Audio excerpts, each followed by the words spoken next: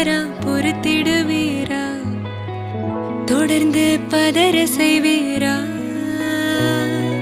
சிக்க வைக்கும் செய்கையெல்லாம் நிறுத்திடுவீரா? மனசு இயங்கல சேரா?